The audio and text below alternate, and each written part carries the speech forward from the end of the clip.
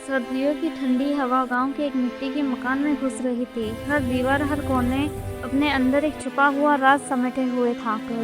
एक नई बहू के साथ जो सिर्फ मुस्कान के पीछे अपने दिल का राज भी छुपाई रही थी। ससुराल के मकान की दीवारें सिर्फ मिट्टी से नहीं बल्कि छुपी हुई कहानियों से भी भरी हुई है। क्या आप तैयार हैं जानने के लिए? तो शुरू करते हैं।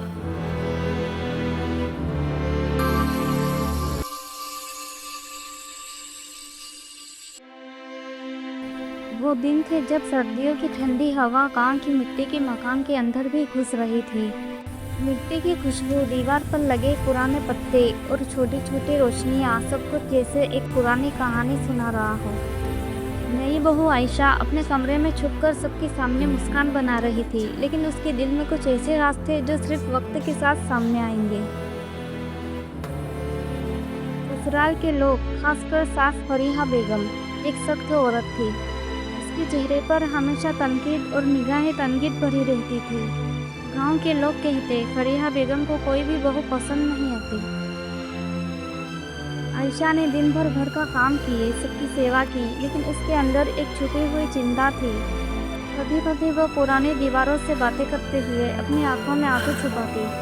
एक दिन जब सब लोग अपने काम में मशरूफ थे, आयशा ने देखा कि सास फरीहा बेगम पुराने अलमारी के नीचे कुछ पुराने कागज निकल रही थी। कागज पर लिखा था कुछ ऐसे राज जो सिर्फ परिवार के लिए बड़े थे, और ये राज आयशा के लिए भी काफी अहम थे। रात को जब सब सो रहे थे, आयशा ने हिम्मत जुटी और अलमारी के नीचे कागज देखे। उसमें लिखा था, ये परिवार हमेशा ईमानदारी और सच्चाई का पालन करता है। जो भी इस घर में मेहमान है उसे मोहब्बत और इंसाफ मिलेगा। आयशा समझ गई, ससुराल के लोग सिर्फ दिखावे के लिए सख्त दिखते हैं, उनके दिल में सच्चाई और ईमान का रंग भरा हुआ है। अगली सुबह आयशा ने फरीहा बेगम के लिए गर्म चाय बनाई और उससे प्यार से बात की। धीरे धीरे फरीहा बेगम के दिल में भी आयशा के लिए मोहब्बत जागी।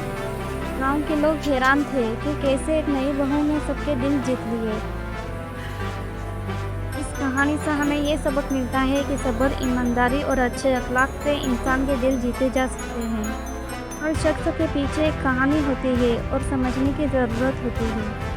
आयशा ने ना सिर्फ ससुराल में अपना मकाम बनाया बल्कि गांव के लोगों के लिए भी एक मिसाल बन गई। दिल से सुनने के लिए शुक्रिया। फिर मिलेंगे एक नई कहानी, नई सीख के साथ। तब तक के लिए चैनल को लाइक और सब्सक्राइब कर दो।